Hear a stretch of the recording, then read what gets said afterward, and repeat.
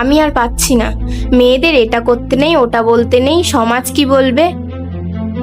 এতে তো নিজেকেই আমি হারিয়ে ফেলছি। তুমি নিজেকে হারাওনি রিয়া, তুমি শুধু নিজেকে লুকিয়ে রেখেছো।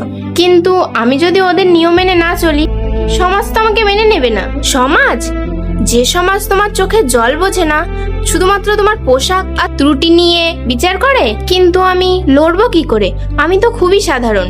লোকে বলবে আমি অহংকারী, আমিই অবাধ্য। বদলটা তো এভাবেই আসবে। যখন তুমি নিজেকে সম্মান করতে শিখবে, তখন সমাজও তোমাকে সম্মান করতে বাধ্য হবে। তোমার শক্তি অন্য কোথাও নেই, তোমার মধ্যেই আছে, তোমার সত্য এবং তোমার সাহস। যেদিন তুমি অন্যের হাততালির আশা ছেড়ে দিয়ে নিজের পরিচয়ে বাঁচবে, সেদিনই তুমি আসল স্বাধীনতা পাবে। হ্যাঁ, তুমি ঠিকই বলেছ। আমাকে অন্যের সত্ত্বে নয়, নিজের জন্য বাঁচতে হবে। এগিয়ে যাও, ভাঙো এই শিকলগুলো। সমাজ বদলাতে হলে আগে নিজেকে পরিবর্তন করতে হবে।